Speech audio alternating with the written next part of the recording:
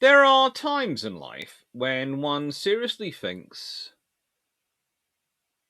the world's a little strange. It really is. It's a little strange. And one of those times, and I say this with a lot of love and respect for them, is the Austro-Hungarian Navy's scout cruisers. Because as pretty as they are, and by them they are pretty, and as capable as they are for little ships, they seem to be the one area of the Austro-Hungarian Navy where someone doesn't 100% think things through. Now, I say this with a lot of love and respect for the Austro-Hungarian Navy because they do some pretty darn good thinking. And on the side of the Triple Alliance, they probably produce the finest warships. They do.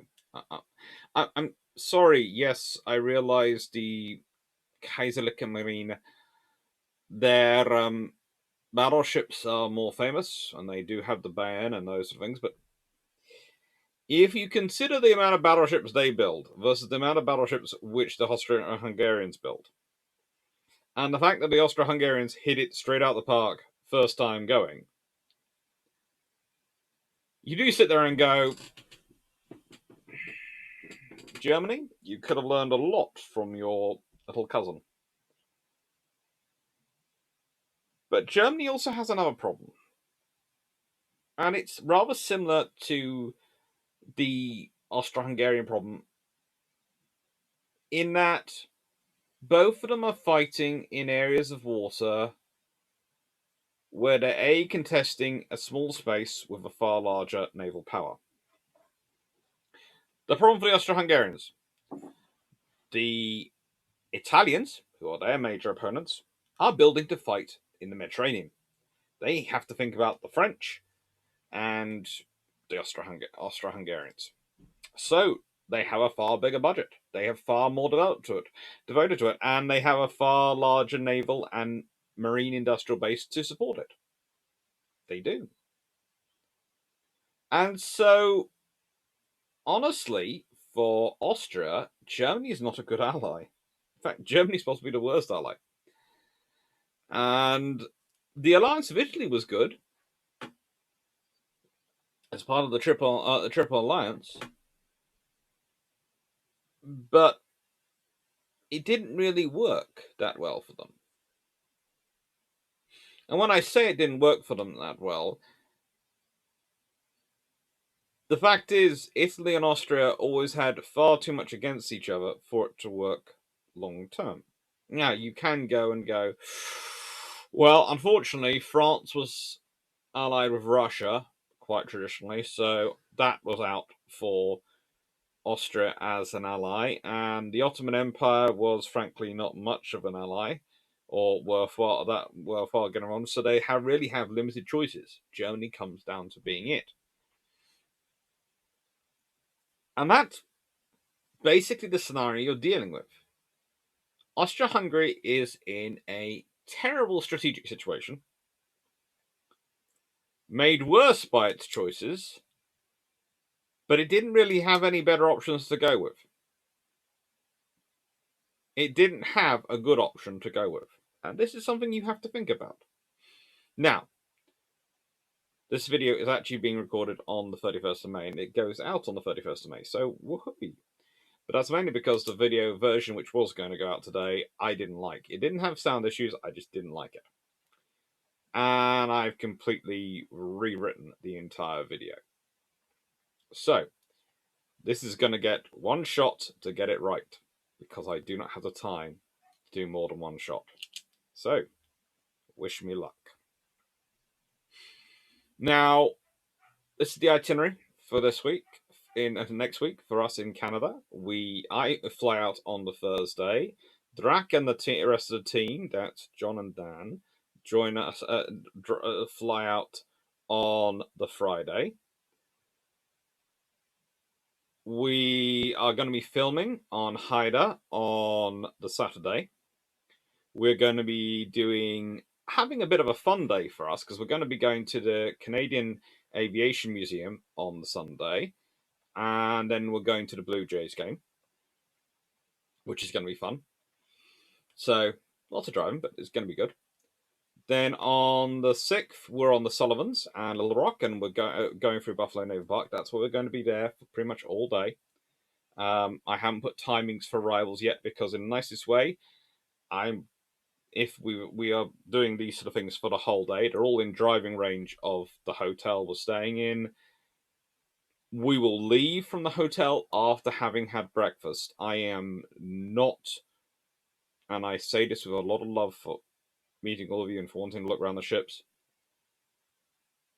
I am not taking Drac out the recording ships without making him have breakfast. Okay, I have been with a hungry Drac.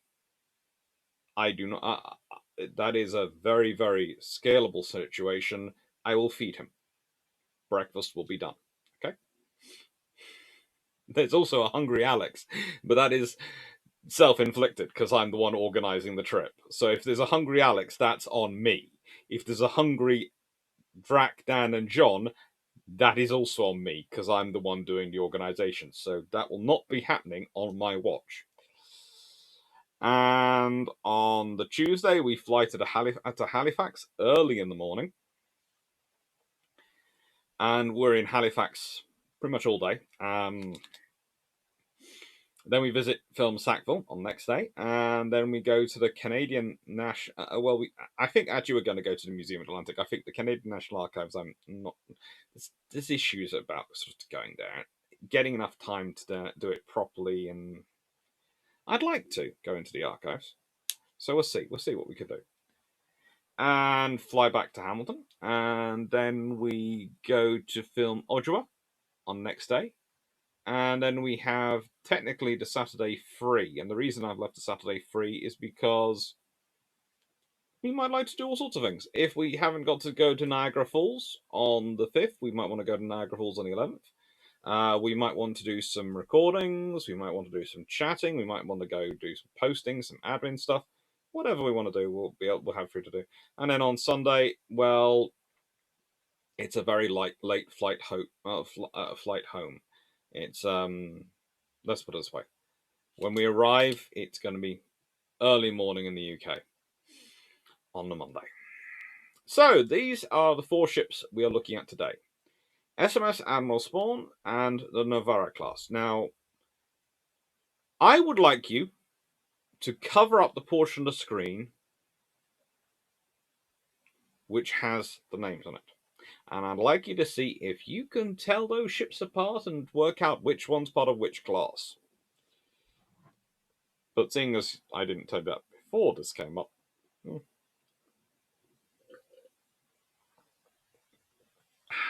they're good ships. They're beautiful ships. They are also scout cruisers.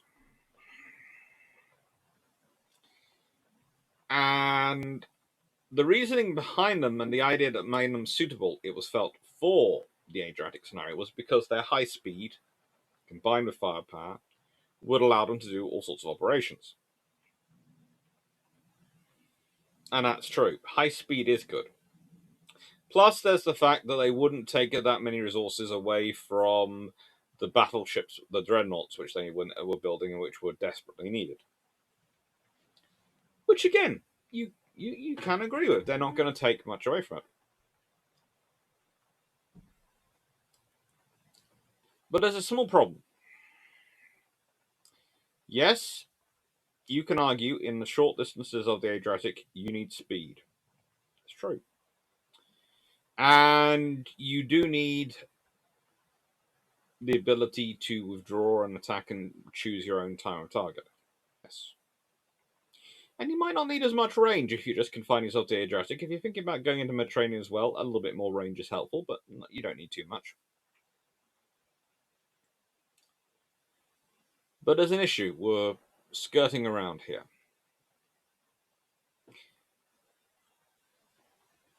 The Adriatic, the end of it, is very narrow. The Otranto Straits. You can only get out of that if you're Austro-Hungary, by pretty much racing the entire length of the Adriatic, which is already going to be using fuel, and then blasting your way through whatever blockade is imposed there from places like Taranto.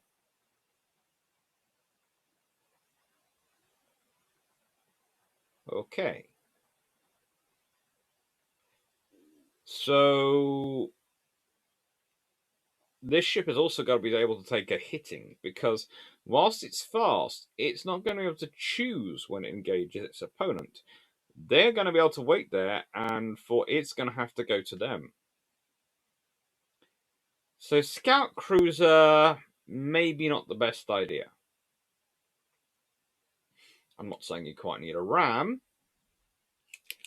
but you do need something with speed, because otherwise, by the time it gets down there, there's just going to be overwhelming force waiting there. But you're going to need enough firepower to be able to push past whatever force is waiting there, and enough armor to probably take a first couple of hits. So whatever's waiting there doesn't have to be small. It might be slow compared to you, but it doesn't have to be small.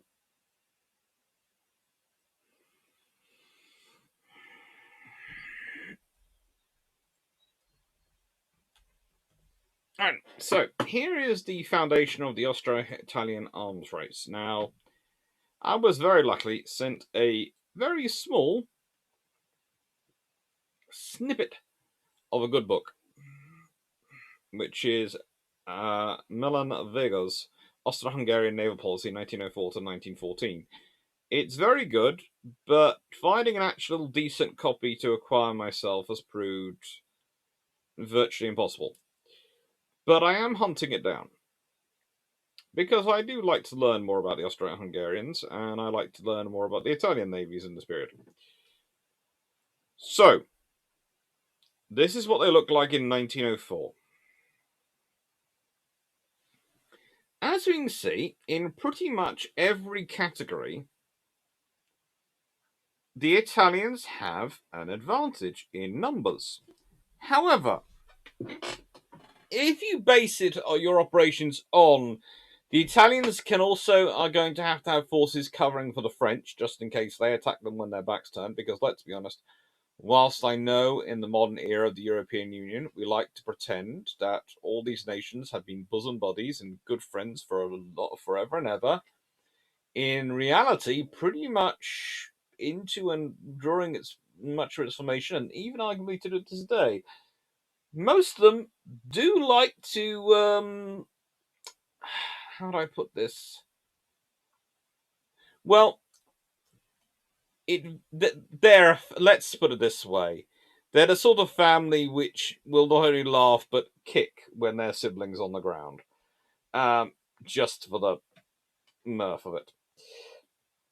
And in this period, they're not even the family who will sort of then help the person up. They are a pack of people stuck who don't like each other, who's been trapped in a room, and oh yeah, they have been allowed to take weapons in there. It's not good.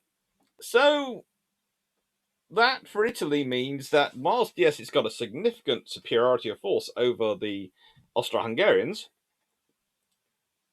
it needs significant superiority of force, because it's kind of like the British in World War II, when the British were going, well, we need enough ships to be able to fight the Germans, the Italians, and the Japanese. And oh great, you signed us up to another treaty which is restricting our numbers. You're really smart, politicians, you really are.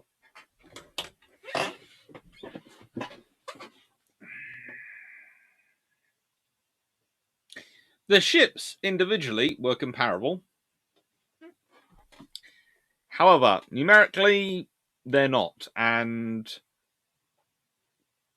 to be honest,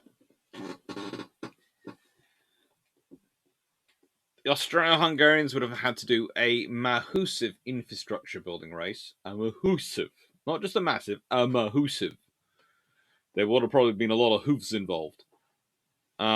Infrastructure build-up, as well as a naval build-up, in order to be able to come anywhere close to the Italians. And if they did, you would have seen a naval race on the par of what happened between Britain and Germany. That would be what you would be watching. Because that involves infrastructure construction. That involves shipyards churning everything out they can out. Well, the British ones don't. The German ones never quite reach that level. But, you know,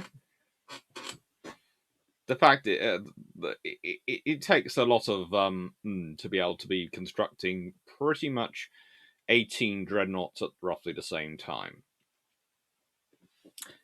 So this is Rudolf Montecuculi, who is appointed in 1904 the Marine Commandant of the Navy and Chef de Marinesken in the Chief of Naval Section or Marine Section, yeah, Chef de Marine Section of the War Ministry.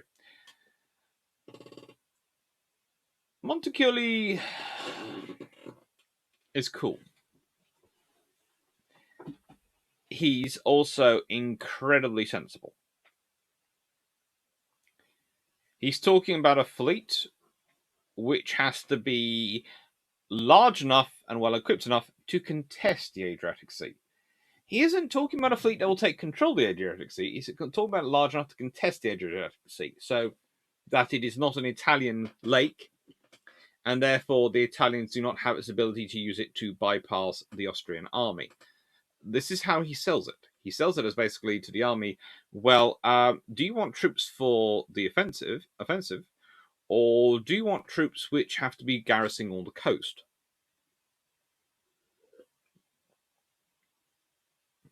And the army goes, well, why can't you do it with just torpedo boats? And Montecuculi goes, well, there's these things called torpedo boat destroyers for starters. And then there's the rapid firing guns. And despite what you might be hearing from the French, who really don't want to fund their navy, and occasionally from the United States Senate, who really don't want to fund their navy, life is a little bit more complicated than just having torpedo boats.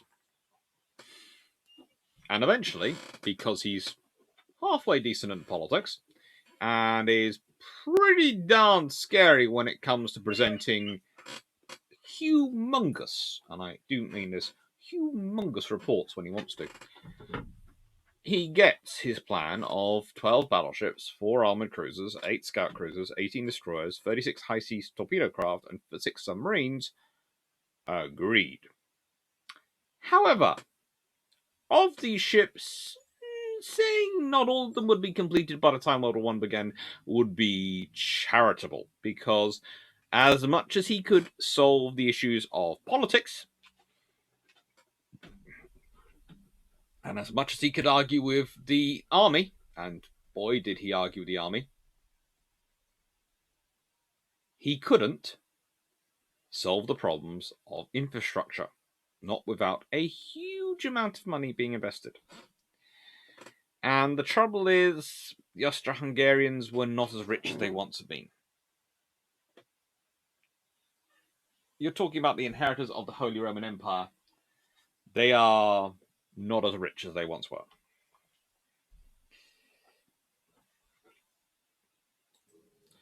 So let's think about what does get built and what their conception is. They're fast, heavily armed, short range, and designed to operate in confined waters. They're capable of conducting hit-and-run missions, always useful, and also posing a threat to communications and convoy routes. Useful. This is where you start to run into trouble, because they're supposed to be able to punch up. Now, Montecuculi didn't want to divide his limited resources in terms of large ship construction between battleships and battle cruisers. And you can understand that. And he is producing, one could argue to an extent, some fairly capable battleships. However, and I say this with a lot of love, the Tegetthoff class are nice, they're good, their top speed is 20 knots.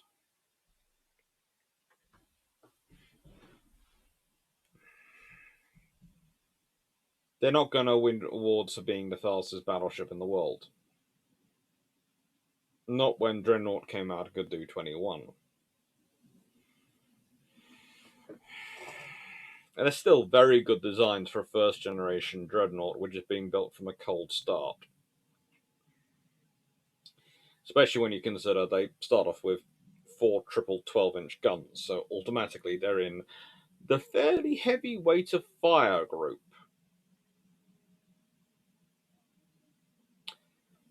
Now, what does this mean? Well, if I'd been designing this ship for the Austro-Hungarians, if I'd been thinking about it, I would have probably gone for the 5.9-inch gun.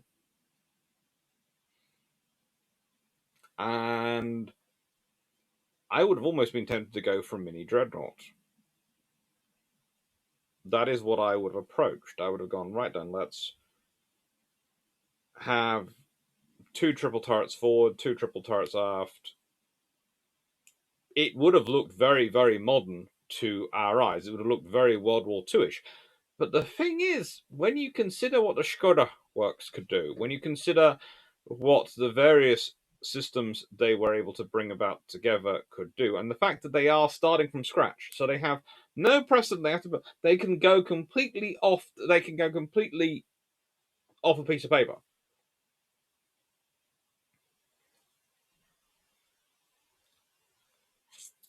It surely got to be tempting. Now, yes, actually, when these are being built, it's the Radetzky class who are sort of the semi-dreadnoughts being constructed, and they are armed with 12-inch guns, 4 of them, 8 9.4-inch guns, and 20 10-centimeter guns, K10 3.9-inch guns.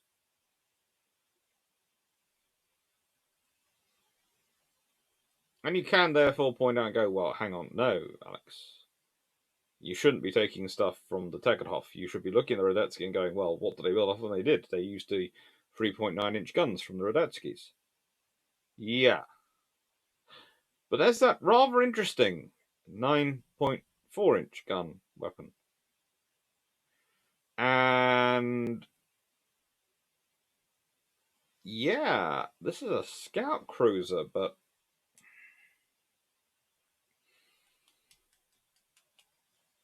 it's a 9.4-inch gun.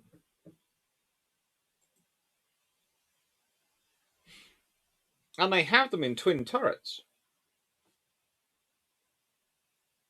So again, you could have theoretically taken 4 of those twin turrets. Maybe modified them a little bit. And given yourself a very powerful cruiser. Now, getting such a cruiser up to speed, etc., it would make it bigger, but it would not put it in the battle cruiser area, but it would have given the Austro-Hungarians something which would have caused every other cruiser to be slightly worried. Let's be honest. The Royal Navy's Invincibles would have been worried if you've got a 9.4-inch gun armed cruiser wandering around.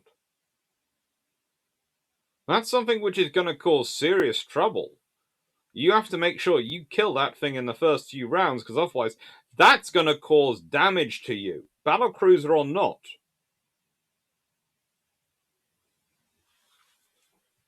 Call them Dreadnought armored cruisers if you want, but it would have been an interesting build.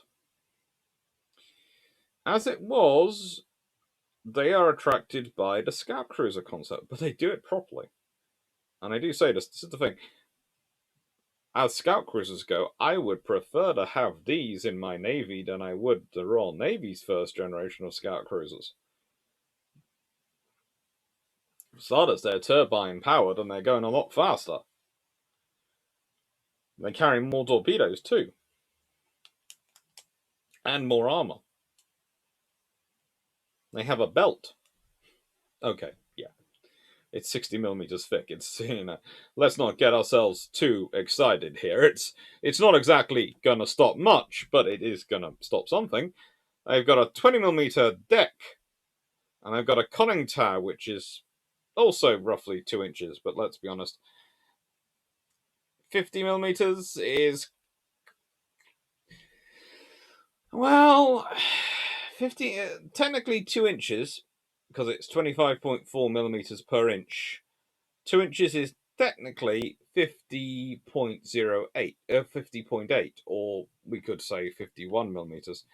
So 50mm is just slightly below 2 inches, actually, but we'll leave that to one side. Both designs boast 16 Yarrow boilers, but whereas on Spaun it's 6 steam turbines, it's on the Novara class it's 2 steam turbine sets.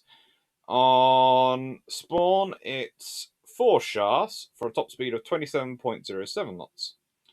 For Novara class it's 2 shafts with a top speed of 27 knots. And a fairly decent range for something of their type. The Novara class, despite having 2 less shafts, are actually, let's be honest, exactly the same weight in terms of designed weight. In terms of full load on actual operations, they carry an extra 417 tons. One has 7 100mm guns, the other one 9. They both have a 70mm AA gun, they both have a 47mm gun, and, well, the Novara class pack 6 21-inch torpedo tubes in 3 twin mounts. Spaun starts out with 2 18-inch torpedo tubes and eventually gets 4 21-inch torpedo tubes in 2 twin mounts. There's also the fact that, let's be honest, Novara class has gun shields. Although, again, don't take this the wrong way,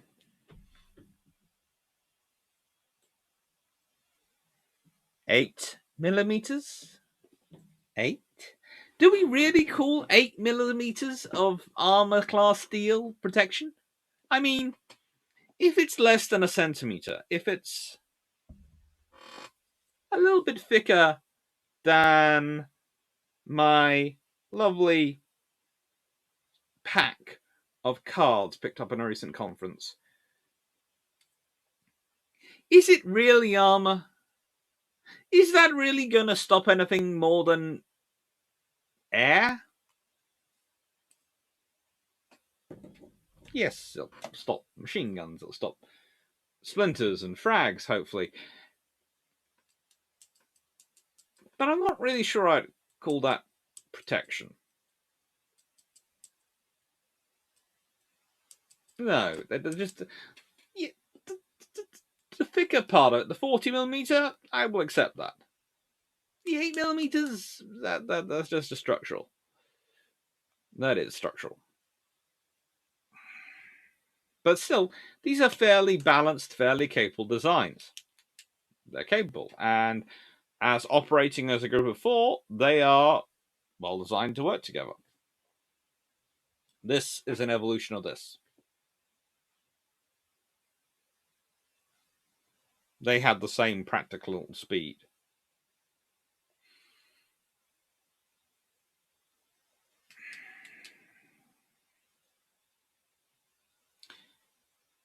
But sitting there looking at them,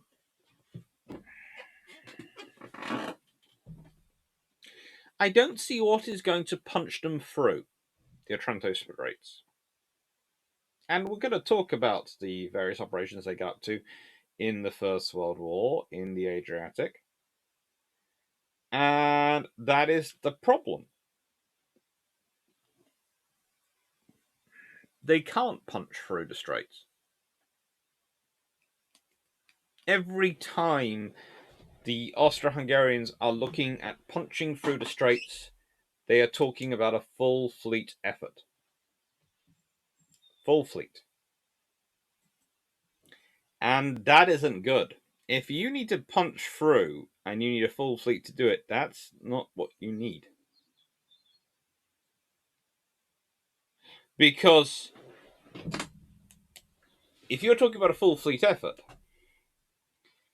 then you're limited to the speed of your slower ships. So therefore, the speed advantage of these ships goes immediately. It's down to, well, the Rosetsky class, the lovely semi-dreadnoughts, they have a dot speed of 20.5 knots. Tegetthoff class, 20 knots. So, yeah, these ships are 27-knot ships, but they are limited to 20 knots by their fleet, or the fleet they're working with.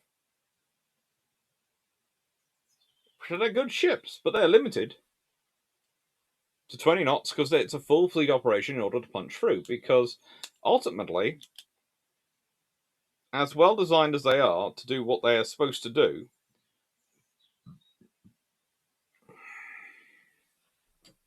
they can't do it with that one criteria. That's their failing, is the Otranto Straits. And you can sit there and go, well, what could they have done to punch through? Even if they had had the larger guns, even if they had had the 6-inch guns or the 9.2 guns, how could they punch through? Well, let me put it this way. It would go a little bit like this. And why do I know it would go a little bit like this? Because there are actually operations in the past which have gone a little bit like this. At first dark, when it starts to get really dark, the ship would quietly slip her moorings. She'd have moved out into the main area of the harbour, the bay area, for some reason during the day. All plausible. Crew would be some ashore, some wouldn't be. And then the crew would have rowed out and they'd have gone back to their ship. Have to sleep somewhere, don't they? And once they're aboard, they'd find out what their friends, who were aboard all day, know, but they weren't told that they're going out that night. That she's fully loaded and fully prepped to go. They'd raise steam. And they'd quietly and gently slip away. They'd build up to full speed in the night. They'd make a run down the coast. They'd probably been forward based as close as you can get them to the Otranto Straits. But with plausible reasons. They're attacking the Italian coast. Then they come up to probably 2/3 of the way across the Otranto Strait from Italy to Greece and that sort of side.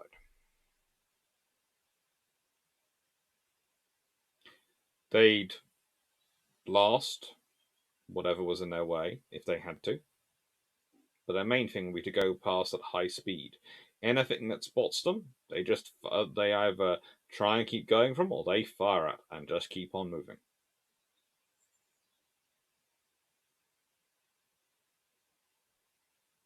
And suddenly, you have a problem if you're the Italians, because you have a ship which makes sense for the Austro-Hungarians to have, but doesn't make sense for you to have, because you can't build them in those numbers. You could, but it'd be incredibly expensive for not much benefit. The only ships you have that can guaranteed kill one of these because of their size of their guns are your big ships. But they aren't fast enough to catch them. In which case, you need to send packs of your smaller ships out to catch them. But if you send packs of your smaller ships out to catch them, you can't man the Otranto barrier. In which case, the larger fleet from the Austro-Hungarians could come and make a case of forcing it.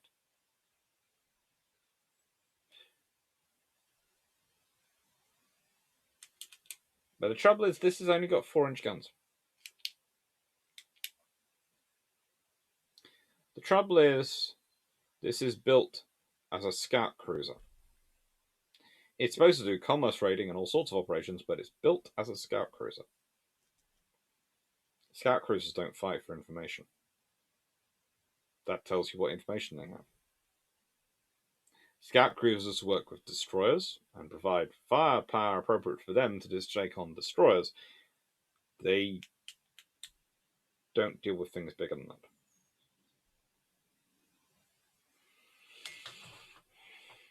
Someone told me once that these were the ships built instead of the armoured cruisers, and I looked at them as if they were insane, because they are. an armoured cruiser, an actual dreadnought armoured cruiser, not what the Invincibles were, not Blucher. Although Blucher actually might have been useful in this scenario, but if it's built by the Austro-Hungarians, would probably been built with full turbine power and really capable weapons, are what you need for this scenario.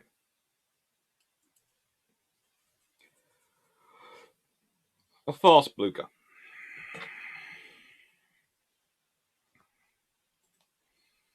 They had a good career, though. They did, if we consider Cider here. She takes part in the Battle of the Strait of Otranto. Surprising enough, there were quite a few battles down there. This was because Admiral Miklos Hothi decided he was going to raid the drifters at the Otranto barrage, and he would use the 3 Nova-class cruisers for this raid.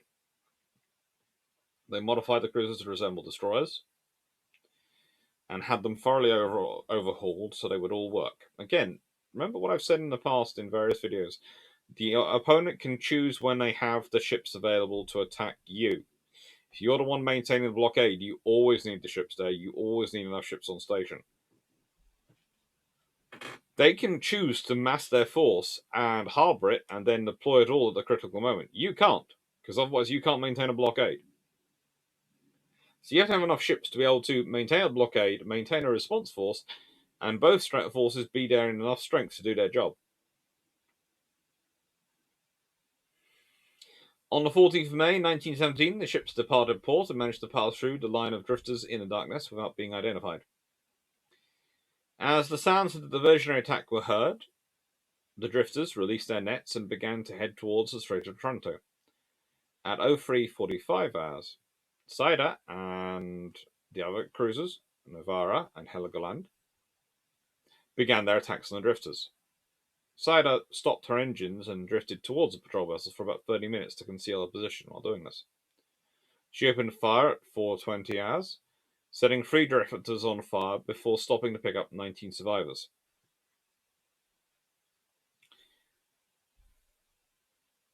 During their retreat, they bumped into 3 French destroyers led by the Italian scout cruiser Cairo Mirabello. But the Austrian ships had heavier guns than these attackers and dissuaded the Allied commanders from pressing an attack. Later on, there's intercepted by 2 British cruisers, Bristol and Dartmouth, escorted by 4 Italian destroyers. Now, those are 2 British town-class light cruisers. Dartmouth opened fire with her 6-inch guns at a range of 10,600 yards. So Horvey ordered his ships to lay a smoke screen and called for reinforcements. This came in the form of the armoured cruiser St. George, which started with 2 destroyers and 4 torpedo boats. The smoke nearly caused the Austrian cruisers to collide, but it covered them from the fire of British ships as they closed range. When they emerged, the Austrian ships were only 4,900 yards from British. This was a range much more useful for the Austrian guns.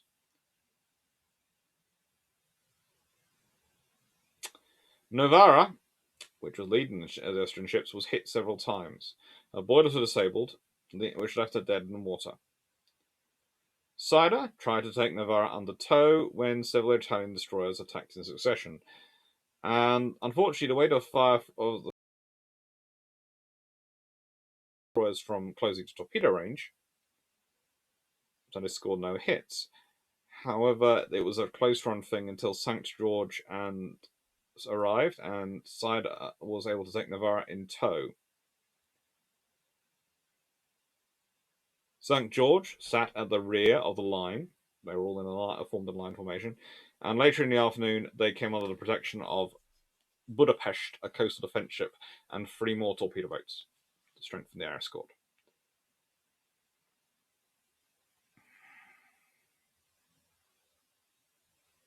They did well. They did as well as they could. And you start to see how the plan I outlined before made sense. The trouble for the Austrians is their their armor cruisers are in many ways incredibly capable ships. They're just not fast enough. The St. George, the savior of this operation, has a maximum speed of 22 knots. Is armed with 9.4-inch guns, or two of them, 5 7.5-inch guns, and 4 5.9-inch guns. She's a well-armed ship. And if you consider she was built laid down in 1901, launched in 1903, she's a very useful ship still in World War I. But the fact is, an upgraded, faster version, which had 9.4-inch guns in twin turrets either end, would have caused the Italians no end of trouble. And that wasn't what these ships were able to do. These ships were good at fighting destroyers. They were great at scouting. They were great at high-speed operations in the Adriatic. But they couldn't break through Otranto. They didn't have the firepower to push through, and they didn't have the armor to keep going. Doesn't make them bad ships. Just means that they were ships. It happens. It's not their fault. It's never the ship's fault. It's not even the designer's fault. They designed what was spec. And to be honest, you can understand the logic behind the spec. It's just that logic has missed the small issue sitting there. Because the logic all works, but for it to actually be able to follow through, it needs to get through this point. Which would make it far more powerful than it needs to be for any other part of its role. Far more costly than it needs to be for any other part of its role. But the trouble is, it's kind of like if you're the US Navy and you don't design something to go through the Panama Canal, or the Royal Navy in the 1920s and 30s, and you don't design something with in mind the fact that you're going to want to operate from the yards all around the world. It's fine. It's fine. But it's not as useful as it could be. And it can't do really what you wanted to do in all the circumstances you want to do it. This is Novara pictured fighting British cruisers. It could well have been taken in the battle just discussed. In fact, I wouldn't be surprised if it was from the Battle of the Straits of Otranto, the May 1917 combat.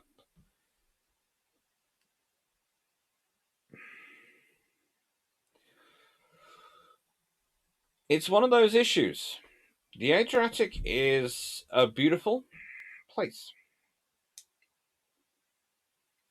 But it also is, as the Russians will testify with the Black Sea, and the Baltic. It's enclosed. If we consider the Baltic now, thanks to recent actions, that's pretty much going to become a NATO lake. And yes, the Russians are involved in it, and yet Russians can therefore theoretically cause maximum trouble there because it is a NATO lake. Everywhere they go, they're annoying a NATO power. Great fun.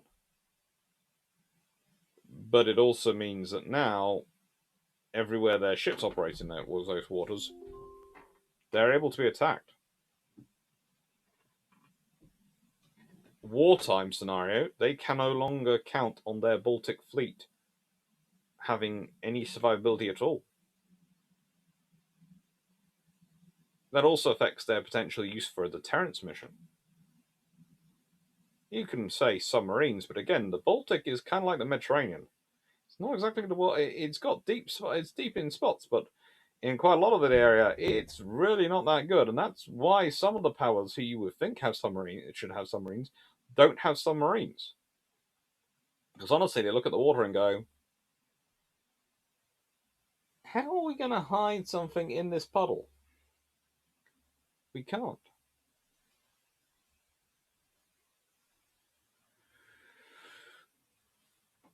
But still, there are lessons to learn from the Adriatic.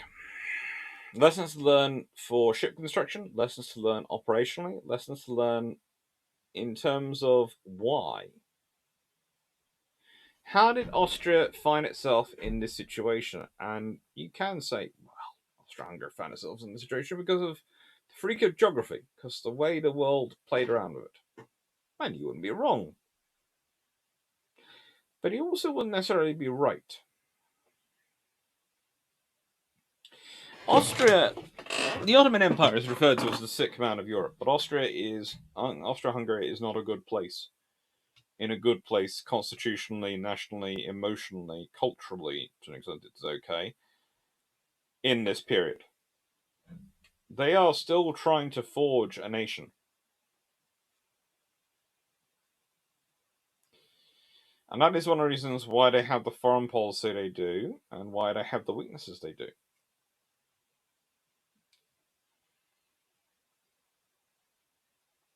But you can go across and look at Italy and go, well, they were trying to forge a nation as well.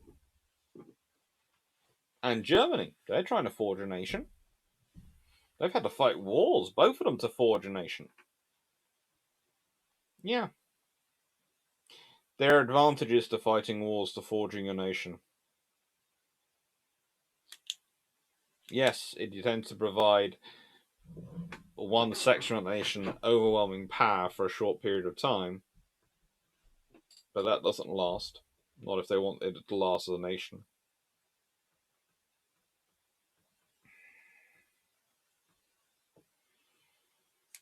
Summary. Austro-Hungarian fleet. It's a good idea. Not a Cully. He does his best. I like reading his stuff. He reminds me, to an extent, of Jellicoe, of Henderson, and of a few other naval officers who were involved around this time who were building stuff. He has his limitations, though. And his limitations is, honestly, he doesn't think about how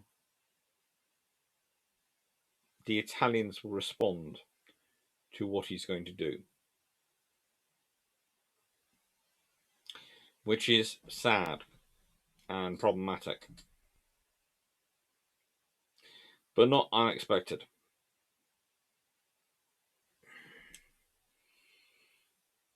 After all, let's say they do get 12 dreadnoughts. Let's say they do get the 4 armored cruisers. Let's say they do get the 8 scout cruisers. This wonderful force as a centerpiece of the Austro-Hungarian Navy.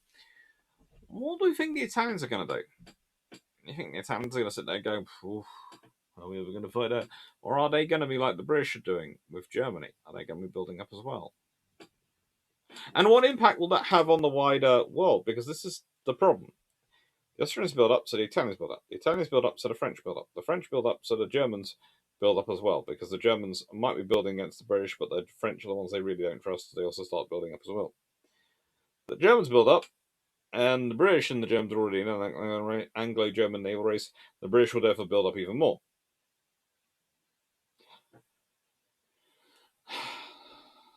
Which will probably have an impact on the Americans and Japanese, who won't want to be left sitting behind and be behind the Joneses. Then you have the South American naval race, which will merrily be going on, but again, at least one of them will look over and go, oh, look at that they're building, perhaps I'll order one of those, perhaps I want to order one of those, and then someone else will order one or something, and then someone else will order another something, and this is how you end up with the dreadnought building race. Because in the end, once you start building up weapons, you have to realize there is going to be a response. You can't quantify or really predict what that response is going to be. There used to be someone who used to tell me absolutely, with 100% certainty, that if the West disarmed and didn't produce new weapons, the Russians would stop producing new weapons, and everything would reach simpatico. You'll be fine. I don't think, A, they were using simpatico correctly, but we'll leave that to one side. What they were saying was that the world would be peaceful if people just stopped building weapons. It's true. But just because you stop building weapons doesn't mean the other side's going to stop building weapons, because they might not trust you actually have stopped building weapons, and you also might not be the sole reason they are building weapons. Sometimes you do have to get out of your own ego and go, hang on, this might not all be about me. It really might not. This is the Spaun the man being sunk by a torpedo boat. It's a classic example of what happens in the Adriatic. You can't really run away. No matter how fast or how well armored you are, you can't run away, and the enemy can always catch you because they're going to be just as fast. It's a war which is as much a speed race as anything. No. Thank you for watching. Hope you enjoyed. I hope you find these ships interesting as I do. I will do more on the Austro-Hungarian Navy in time because I like them. I find them interesting, especially as more English language resources are coming into existence. And yeah, thank you for watching. Hope you enjoyed. And thank you again for all your support for Canada. It wouldn't be able to be being done without the valuable support of my patrons, the valuable support of subscribers, everyone who's watched these videos, everyone who's liked the videos, everyone who's done super chats, super thanks, everyone who's donated on PayPal. It really wouldn't have happened without all of you, and I go away in 2 days' time, which I find frankly amazing considering when did we start this? When did we start organizing this? It must have been around about last year some point.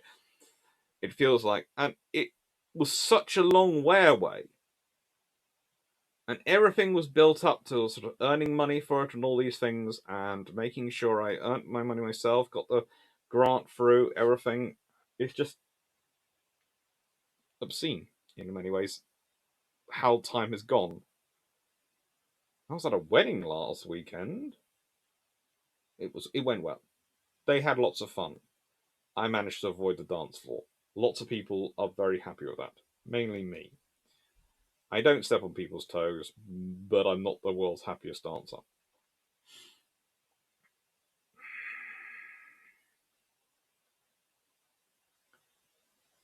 But it's happening, and I'm off to Canada. Woohoo! And I've just put in the name on my grant, a grant application for going to Australia. So we'll see when that happens, because I want to be out there for a conference, and I want to go and see HMS Vampire. And Clarke has said if I'm going out there, he'll probably put along with me, which will be fun. It will be fun. I'm sure it will be, because if you want the really scary thing, if we get out to Australia, Jamie said he's going to come meet us. So we would actually do bilge pumps in person. And that's going to be a fair amount of fundraising, and hopefully the grant pays for a chunk, and hopefully I have a lot of work. But it'll be done. But first we've got Canada, and Canada's going to be cool. Take care, everyone. Thank you very much for watching, and yeah. There is theoretically going to be a live on Thursday evening, but as I have mentioned in this slide, it's probably going to be from the hotel room in Hamilton, whenever I get there.